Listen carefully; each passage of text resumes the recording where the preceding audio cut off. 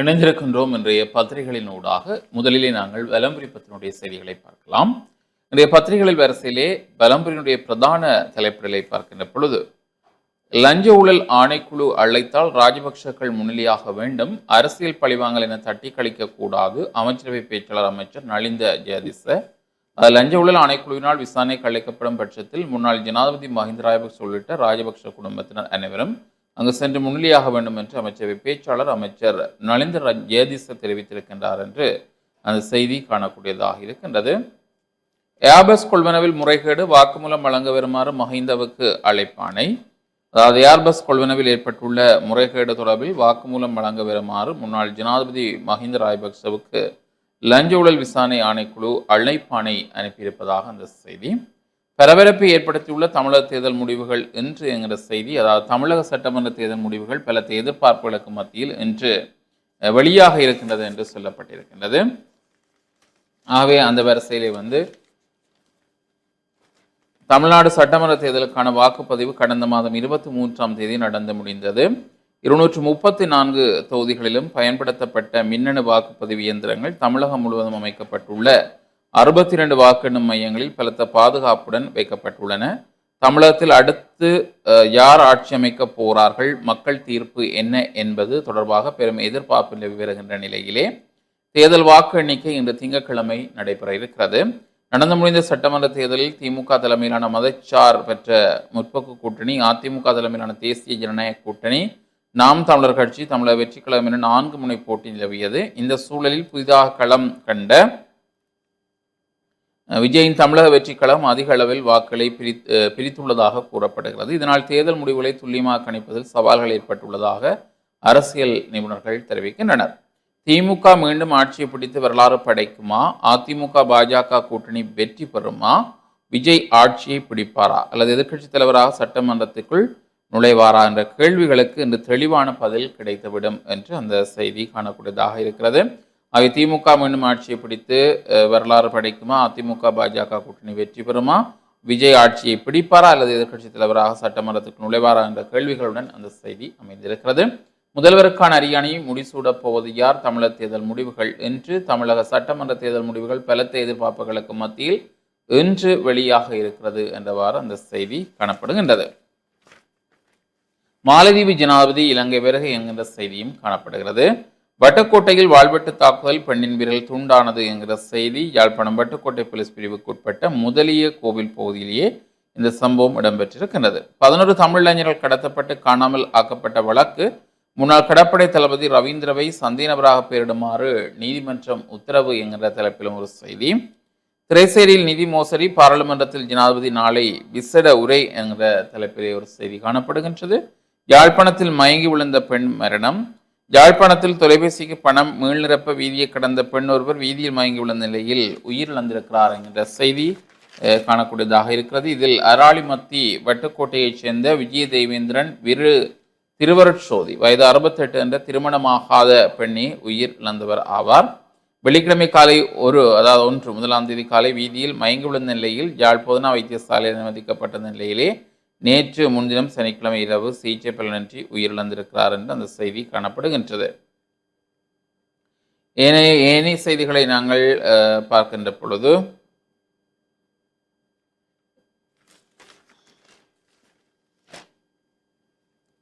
நல்லிணக்கத்தை ஏற்படுத்தும் ஜனாதிபதி அன்றவுக்கு கம்பன் புகழ் விருது என்ற தலைப்பிலும் ஒரு செய்தி இங்கே காணக்கூடியதாக இருக்கிறது. இது முக்கிய செய்தியாக நாங்கள் பார்க்கக்கூடியதாக இருக்கின்றது.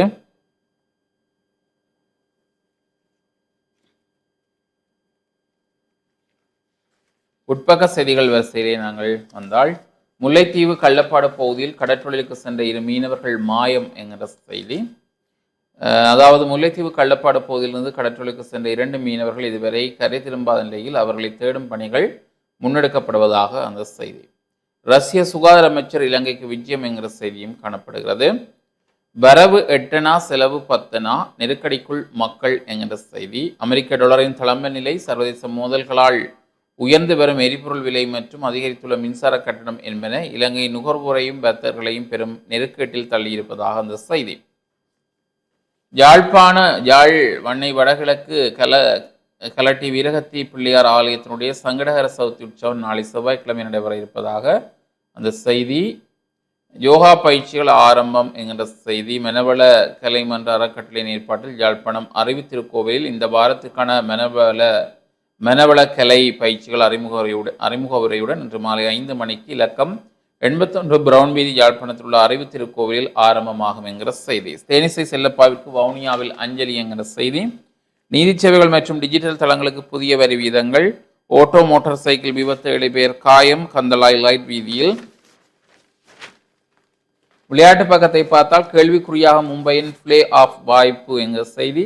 மும்பையை துவசம் செய்த சென்னை 8 விக்கெட்டுகளால் அபார வெற்றி. ஐபிஎல் கிரிக்கெட் தொடரின் 44வது போட்டியில் சென்னை சூப்பர் கிங்ஸ் அணி 8 விக்கெட்டுகள் வித்தியாசத்தில் வெற்றி பெற்றது என்கிற செய்தி. கால்பந்து வாழ்க்கை இறுதி அத்தியாயம் நெருங்கிவிட்டது. ரொனால்டோ உருக்கம். கயிறுழுத்தல் போட்டு உடுவில் மற்றும் சாவச்சேரி பிரதேச அணிகள் சாம்பியன் என்கிற செய்தி காணப்படுகின்றது.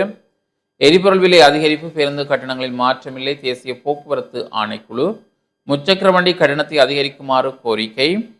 போர் இழப்பீடுகள் வழங்கும் வரை ஹார்முஸ் நீரிணை திறக்கப்படாது, ஈரான் அதிரடி. மதுபானத்துடன் ஒருவர் கைது மகளகம பகுதியில். கேரள கஞ்சாவுடன் 2 கைது. நாட்டில் மின்னலுடன் கூடிய மழை, வளிமண்டலவியல் திணைக்களம் எச்சரிக்கை என்கிற செய்தி. கட்டுப்பாட்டில் இருந்த பஸ் விபத்து, இது பெலாங்கொட பெலகமுல பகுதியில் என்கிற செய்தி காணப்படுகின்றது. ஏனைய செய்திகளை நாங்கள் பார்க்கின்ற பொழுது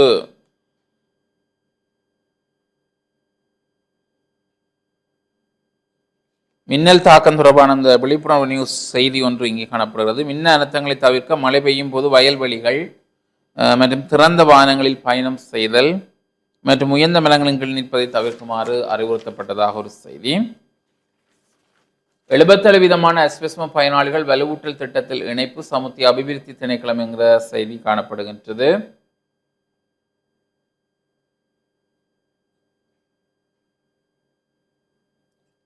கசிப்பு வியாபாரத்தில் ஈடுபட்ட 2 சந்தேக நபர்கள் கைது. யாழில் நீண்ட காலமாக சூட்சுமமான முறையில் கசிப்பு வியாபாரத்தில் ஈடுபட்ட பெண் மற்றும் ஆண் என 2 கைது என்கிற செய்தி காணப்படுகின்றது.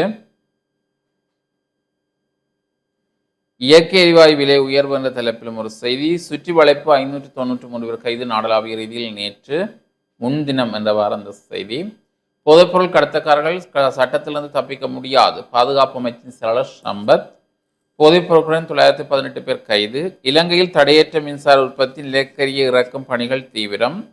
காட்டுஜானை தாக்கியதில் ஒருவர் உயிரிழப்பு. மட்டக்களப்பு வெள்ளாவளி போலீஸ் பிரிவுக்குட்பட்ட பகுதியில் 100 வெளிநாட்டவர்கள் கைது. ராஜகிரிய பகுதியில் மேற்கொள்ளப்பட்ட சுற்றி வளைப்பில் சீனா, மலேசியா, தாய்லாந்து மற்றும் வியட்நாமை சேர்ந்த 120 வெளிநாட்டவர்கள் கைது செய்யப்பட்டிருக்கின்றார்கள் என்கிற ஒரு செய்தி. உலக பக்கங்களை பார்த்தால் தர்பூசணியால் உயிரிழக்கவில்லை, மும்பை குடும்பத்தின் மரணத்தில் திடீர் திருப்பம் என்கிற செய்தி காணப்படுகின்றது. உக்ரைன் கைவரிசை நெருப்புக்குளமான ரஷ்யாவின் எண்ணெய் சுத்திகரிப்பு நிலையம் என்கிறவாறு காணப்படுகின்றது. பிரேசிலில் கொட்டித்திருக்கும் கனமழை 6 பேர் உயிரிழப்பு. ஈரான் மீதான முற்றுகை தீவிரம். 48 வணிக கப்பல்களை திருப்பி அனுப்பிய அமெரிக்கா என்கிறவாறு ஒரு செய்தியும் காணப்படுகின்றது.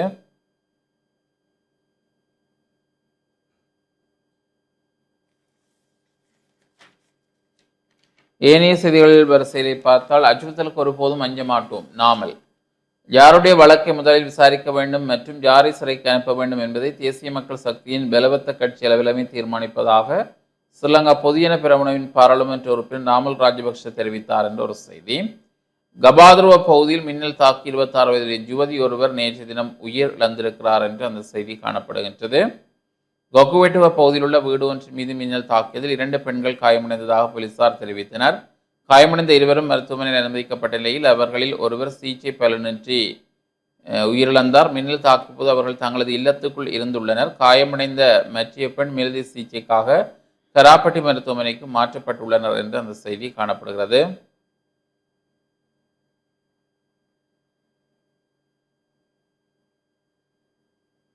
ஏனைய செய்திகளை பார்க்கின்ற பொழுது மின் சிரட்டலு தடை, அது ஏற்கனவே பார்த்த செய்திதான். திரைசேரியில் 2.5 மில்லியன் மோசடி, FBI-யின் உதவி கோரப்பட்டிருப்பதாக ஒரு செய்தி. எரிபொருள் விலை அதிகரிப்பை அடுத்து பாடசாலை போக்குவரத்து கட்டணம் உயர்வு. காலி சிறைச்சாலையில் துப்பாக்கி சூடு, பாடசாலை மாணவி வீதி விபத்தில் மரணம். வெள்ளவாயம் மகா ஆரகம சிறிபுர பகுதியில் சீரணி நாகபூஷணி அம்மன் ஆலய பூங்காவன திருவிழாவும் பரிசளிப்பு விழாவும் என்கிற செய்தி காணப்படுகின்றது. அதாவது சண்டிலிப்பாய் சீரணி நாகபூஷணி அம்மன் ஆலயத்தில் இன்று திங்கட்கிழமை மாலை 6 மணிக்கு வசந்த மண்டப பூஜையுடன் பூங்காவன திருவிழா நடைபெற இருக்கிறது. அதனைத் தொடர்ந்து இரவு 8:30 மணியளவில் தேவஸ்தானத்தில் வருடாந்த மகோற்சவத்தை முன்னிட்டு நடாத்தப்பட்ட போட்டி நிகழ்வுகளுக்கான பரிசளிப்பு விழா நடைபெற இருக்கிறது.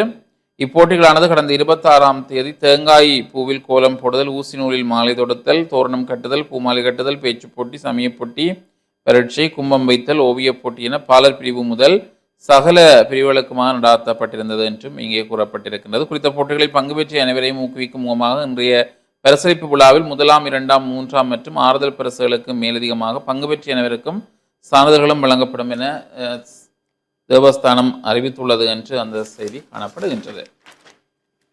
இணைய ஊடுருவல் மோசடி 3000 பேர் பாதிப்பு என்கிற செய்தியும், எரிபொருள் விலை உயர்ந்தாலும் உணவுப் பொருட்கள் விலை அதிகரிக்காது உணவு உரிமையாளர் சங்கம் என்கிறவாறு அந்த செய்திகள் காணப்படுகின்றன. இவைதான் இன்றைய வலம்புரியிலே நாங்கள் முன்பக்கத்திலேயும் மற்றும் உட்பக்கங்களிலேயும் பார்க்கக்கூடிய முக்கிய செய்திகளாக அமைந்திருந்தது. அடுத்து இன்றைய நாளுக்குரிய ஈழநாடு பத்திரிகை இவ்வாறான செய்தியை தாங்கி வந்திருக்கிறது என்பதை பார்க்கலாம்.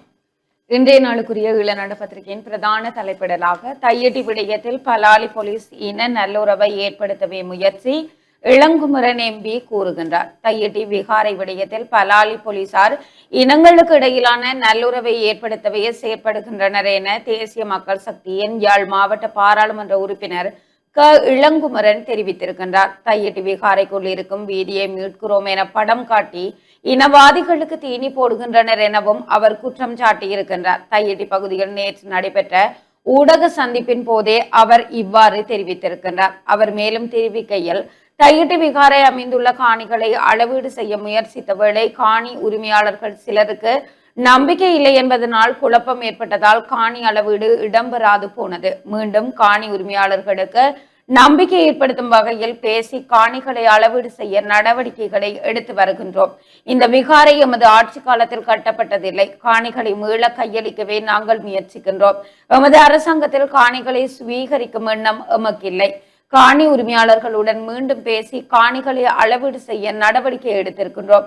காணிகளை சுவீகரிக்கும் நோக்குடன் எவரும் வரவில்லை. எழுத்து மூலத்தை விட மீதான மக்களின் நம்பிக்கையே எமக்கு மிகவும் முக்கியம் என அவர் குறிப்பிட்டிருப்பதாக இன்றைய நாளுக்குரிய பிரதான தலைப்பிடல் அமைந்திருக்கிறது. தொடர்ச்சியாக ஏனைய முற்பக்க செய்திகளுக்குள் மாலைத்தீவு ஜனாதிபதி கொழும்புக்கு வந்தார் என்ற தலைப்பிடலோடு ஒரு புகைப்படம் தாங்கிய செய்தி இங்கே பிரசுரமாக இருக்கிறது. தொடர்ச்சியாக செய்திகளை பார்க்கையில் வரி டாலர் மதிப்பு உயர்வால் வாகனங்களின் விலை உயரக்கூடிய சாத்தியம், இறக்குமதி செய்யப்படும் வாகனங்களின் விலை எதிர்வரும் காலங்களில் அதிகரிக்கப்படலாம் என இலங்கை வாகன இறக்குமதியாளர்கள் சங்கத்தின் தலைவர் பிரசாத் மானகே தெரிவித்திருக்கின்றார். சமூக பாதுகாப்பு வரி 2.5% அதிகரிக்கப்பட்டமை மற்றும் டாலரின் மதிப்பு உயர்வடைந்துள்ளமை ஆகிய காரணங்களினால் இந்த அதிகரிப்பு ஏற்படக்கூடும் எனவும் அவர் சுட்டிக்காட்டியிருக்கின்றார் என்ற அந்த செய்தியோடு பாடசாலை பஸ் கட்டணமும் உயர்கின்றது. மாதாந்த எரிபொருள் விலை சூத்திரத்திற்கு அமைய டீசல் விலை அதிகரித்துள்ளதால் பாடசாலை போக்குவரத்து கட்டணங்களையும் அதிகரிக்க வேண்டிய நிலை ஏற்பட்டிருக்கின்றது என்ற அந்த செய்தியும், ரஷ்ய சுகாதார அமைச்சர் குழுவும் கொழும்புக்கு வருகை என்ற தலைப்பிடலோடு இன்னொரு செய்தி, காலி சிறையில் துப்பாக்கி சூடு என்ற தலைப்பிடலோடு ஒரு கட்டமிடப்பட்ட செய்தியும் இங்கே பிரசுரமாக இருக்கிறது. தொடர்ச்சியாக பஸ் கட்டணங்கள் உயராது. மாதாந்த எரிபொருள் விலை திருத்தத்திற்கு அமைய நேற்று முன்தினம் எரிபொருள் விலையில் மாற்றம் ஏற்பட்டிருந்தாலும் அந்த மாற்றத்தை தற்போதைக்கு பஸ் கட்டண திருத்தத்தில் பயன்படுத்த முடியாது என இலங்கை தனியார் பஸ் உரிமையாளர்கள் சங்கத்தின் தலைவர் கேமனு விஜயரத்ன தெரிவித்திருக்கின்றார். நேற்று நடைபெற்ற ஊடகவியலாளர் சந்திப்பிலேயே அவர் இவ்வாறு தெரிவித்திருக்கின்றார் என்ற அந்த செய்தியோடு, நாட்டை வந்தடைந்த எரிபொருள் கப்பல்கள் QR ஒதுக்கீட்டை அதிகரிக்க திட்டம். நாட்டின் எரிபொருள் தேவையை பூர்த்தி செய்யும் வகையில் பெட்ரோல் மற்றும் டீசல் அடங்கிய 2 கப்பல்கள் கொழும்பு துறைமுகத்தை வந்தடைந்திருக்கின்றன. துறைமுக அதிகாரிகளின் தகவல்படி முதலாவது கப்பலில் 20,000 மெட்ரிக் டன் பெட்ரோல் மற்றும் 20,000 மெட்ரிக் டன் டீசல், இரண்டாவது கப்பலில் 35,300 மெட்ரிக் டன் பெட்ரோல் என்பன இறக்கும் பணிகள் ஆரம்பிக்கப்பட்டிருக்கின்றன. மேலும் தலா 37,000 மெட்ரிக் டன் டீசல் அடங்கிய மேலும் 2 கப்பல்கள் இந்த மாத இறுதியில் வருகை தரவுள்ளதாக இலங்கை பெட்ரோலிய களஞ்சிய முனையத்தின் நிறைவேற்று பணிப்பாளர் கேமந்த குமார தெரிவித்திருக்கின்றார். தற்போதுள்ள கையிருப்பு மற்றும் திட்டமிடப்பட்ட இறக்குமதிகள் மூலம் எதிர்வரும் ஜூலை மாதம் வரை தட்டுப்பாடின்றி எரிபொருளை வழங்க முடியும் என இலங்கை பெட்ரோலிய கூட்டுத்தாபன வட்டாரங்கள் உறுதிப்படுத்தி இருக்கின்றன என்ற அந்த செய்தியோடு நிதி சேவைகள் மீதான வரியை ஜூலை முதல் உயர்த்த முன்மொழிவு என்ற தலைப்பிடலோடு ஒரு செய்தி, நிதியமைச்சரான ஜனாதிபதி நாளை பாராளுமன்றத்தில் உரை போன்ற செய்திகளும் இன்றைய நாளுக்குரிய ஈழநாடு பத்திரிகையினுடைய முற்பக்க செய்திகளாக பிரசுரமாகி இருக்கின்றன. தொடர்ச்சியாக உட்பக்க செய்திகளுக்குள் அமெரிக்க தபால் சேவைக்கு வழங்க வேண்டிய 19 கோடி ரூபாய் இணையம் ஊடாக மோசடி, தபால்மா அதிபர் ருபன் சத்குமார அறிவிப்பு. அமெரிக்க தபால் சேவைக்கு வழங்கப்பட வேண்டிய சுமார் 19 கோடி ரூபாய் நிதி திட்டமிட்ட இணையவழி தாக்குதல் ஊடாக மோசடி செய்யப்பட்டுள்ளதாக தபால்மா அதிபர் ருபன் சத்குமார தெரிவித்திருக்கின்றார். கடந்த 2024 மற்றும் 2025 ஆண்டுகளில் 3 கட்டங்களாக இந்த நிதி திருட்டு அரங்கேறியுள்ளமை ஆரம்ப கட்ட விசாரணைகளில் தெரிய வந்திருக்கின்றது. முதல் கட்டமாக 2024 ஆண்டில் ஒரு சிறிய தொகையுடனும் பின்னர் 2025 ஆண்டு பிப்ரவரி மாதம் சுமார் 12 கோடி ரூபாயும் அதே ஆண்டு அக்டோபர் மாதம் சுமார் 6 கோடி ரூபாயும் இவ்வாறு திசை திருப்பப்பட்டிருக்கின்றன என்ற அந்த செய்தியோடு செஸ் வரி முறைமையை 2029ற்குள் நீக்க திட்டம். இலங்கையில் நீண்ட காலமாக நடைமுறையில் உள்ள செஸ் வரி முறைமையை வரும் 2029 ஆண்டிற்குள் முழுமையாக நீக்குவதற்கான விரிவான திட்டத்தை அரசாங்கம் வெளியிட்டிருக்கின்றது என்ற அந்த செய்தியும், உயிர்த்த ஞாயிறு தாக்குதல்கள் குறித்து முன்கூட்டியே அறிந்திருந்தார் மைத்திரி, முன்னாள் பாதுகாப்பு செயலர் கேமஸ்ரீ தெரிவிப்பு போன்ற செய்திகளும் பிரசுரமாகி இருக்கின்றன. தொடர்ச்சியாக செய்திகளுக்குள் காங்கேசன் துறைமுக அபிவிருத்தி ஒப்பந்த வரைவு இம்மாதம் நிறைவு. காங்கேசன் துறைமுகத்தை அபிவிருத்தி செய்து இயக்குவது தொடர்பாக இலங்கை மற்றும் இந்தியா ஆகிய நாடுகளுக்கு இடையில் கையெழுத்திடப்படவுள்ள புரிந்துணர்வு உடன்படிக்கையின் வரைவு பணிகள் இந்த மாதத்திற்குள் நிறைவடையும் என எதிர்பார்க்கப்படுகின்றது என்ற அந்த செய்தியோடு திரைசேரி அதிகாரியின் மரணம் விசாரணை அறிக்கை நீதிமன்றத்துக்கு என்ற தலைப்பிடலோடு ஒரு செய்தி, ஆட்சியாளர்களின் வெற்றி சவால்களுக்கு விவசாய சமூகம் அஞ்ச போவதில்லை என்ற தலைப்பிடலோடு இன்னொரு செய்தியும் பிரசுரமாக இருக்கிறது. தொடர்ச்சியாக இன்றைய நாளுக்குரிய ஈழநாடு பத்திரிகை ஆசிரியர் தலையங்கமாக சூர்யா விக்ரமசிங்க என்ற தலைப்பிடலோடு பத்திரிகை ஆசிரியர் தலையங்கம் இடம்பெற்றிருக்கிறது. தொடர்ச்சியாக செய்திகளுக்குள் அச்சுறுத்தலுக்கு ஒருபோதும் அச்சமடைய போவதில்லை நாமல் ராஜபக்ச தெரிவிப்பு. யாருடைய வழக்கை முதலில் விசாரிக்க வேண்டும், யாரை சிறைக்கு அனுப்ப வேண்டும் என்று பெலவத்த கட்சி காரியாலயமே தீர்மானிக்கின்றது. மே தின கூட்டத்தில் தொழிலாளர்களின் உரிமை பற்றி ஜனாதிபதி ஆளும் தரப்பினர் பேசவில்லை, எம்மை சிறைக்கு அனுப்புவது பற்றியே பேசுகிறார்கள். இவ்வாறான அச்சுறுத்தலுக்கு நாங்கள் ஒருபோதும் அச்சமடைய போவதில்லை. அரசாங்கத்தின் ஊழல் மோசடிகளை தொடர்ச்சியாக வெளிப்படுத்துவோம் என்று ஸ்ரீலங்கா பொதுஜன பெரமுனவின் தேசிய அமைப்பாளரும் பாராளுமன்ற உறுப்பினருமான நாமல் ராஜபக்ச தெரிவித்திருக்கின்றார் என்ற அந்த செய்தியும், கனேடிய பிரித்தானிய உயர் ஸ்தானிகர்களை கிழக்கில் கூட்டாக சந்திக்கும் தமிழரசு கட்சி என்ற தலைப்பிடலோடு இன்னொரு செய்தி, போலீஸ் சுற்றி வளைப்பில் ஒரே நாளில் 593 பேர் கைது என்ற தலைப்பிடலோடு இன்னொரு செய்தியும் பிரசுரமாகி இருக்கிறது. தொடர்ச்சியாக தேனிசை செல்லப்பாவுக்கு அஞ்சலி என்ற தலைப்பிடலோடு ஒரு புகைப்படம் தாங்கிய செய்தி இங்கே பிரசுரமாகி இருக்கிறது. தொடர்ச்சியாக யாழ் போதனா மருத்துவமனை கணக்காளருக்கு கௌரவிப்பு என்ற தலைப்பிடலோடு இன்னொரு புகைப்படம் தாங்கிய செய்தியும், கணினி குற்றங்களுடன் தொடர்பு மேலும் 37 சீன பிரஜைகள் கைது என்ற செய்திகளும் பிரசுரமாகி இருக்கின்றன. தொடர்ச்சியாக மின்னல் தாக்கி இளம் பெண் பலி. சீரற்ற வானிலை காரணமாக கபாரதுவ கொக்வத்து பிரதேசத்தில் உள்ள வீடொன்றின் மீது மின்னல் தாக்கியதில் அங்கிருந்த இளம் பெண் ஒருவர் உயிரிழந்திருக்கின்றார், மற்றொரு பெண் காயமடைந்தார்.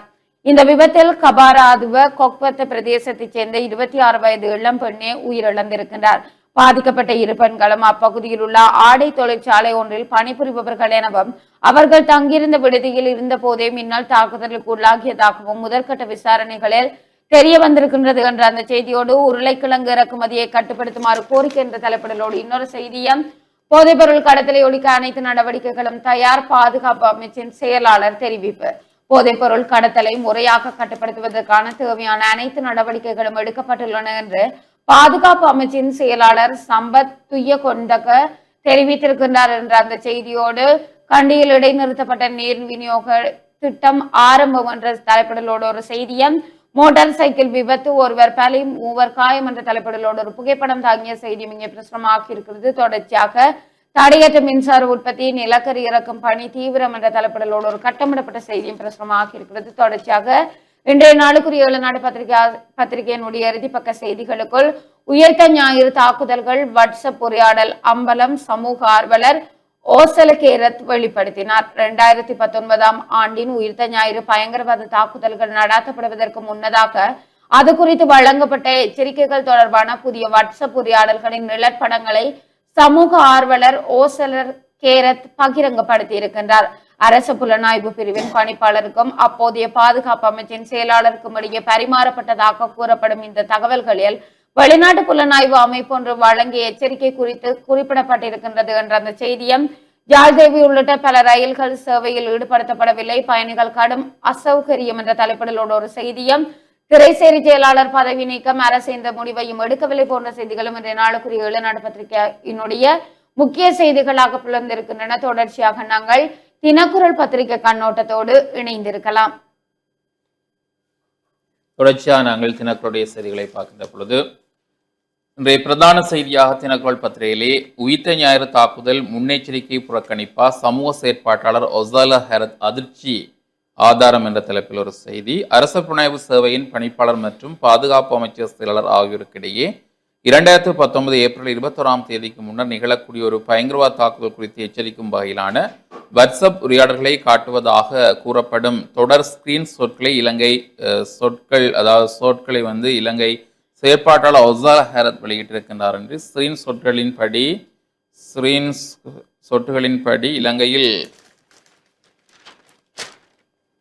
தாக்குதல்களை நடாத்துவதற்கு ஷக்ரான் ஹாசிம் மற்றும் அவரது கூட்டாளிகள் திட்டமிட்டிருந்ததை ஒரு வெளிநாட்டு தரப்பு பகிர்ந்த உளவு தகவல் அடையாளம் கண்டுள்ளதாக அந்த செய்திகள் குறிப்பிடுகின்றன. மேலும் வெடிபொருட்கள் ஏற்றப்பட்டதாக நம்பப்படும் ஒரு மோட்டார் சைக்கிள் சம்பந்தப்பட்ட கிழக்கு மாகாணத்தில் நடாத்தப்பட்டதாக சந்தேகிக்கப்படும் ஒரு ஒத்திகை குறித்தும் அந்த தகவல் தொடர்பு குறிப்பிடுகின்றது. எதிர்பார்க்கப்படும் தாக்குதல் 21/4/2019 அன்று அல்லது அதற்கு முன்னர் எந்த நேரத்திலும் நடைபெறக்கூடும் என்றும் தேவாலயங்கள் மற்றும் ஹோட்டல்கள் சாத்தியமான இலக்குகளாக குறிப்பிடப்பட்டுள்ளன என்றும் அந்த செய்திகள் மேலும் தெரிவிக்கின்றன.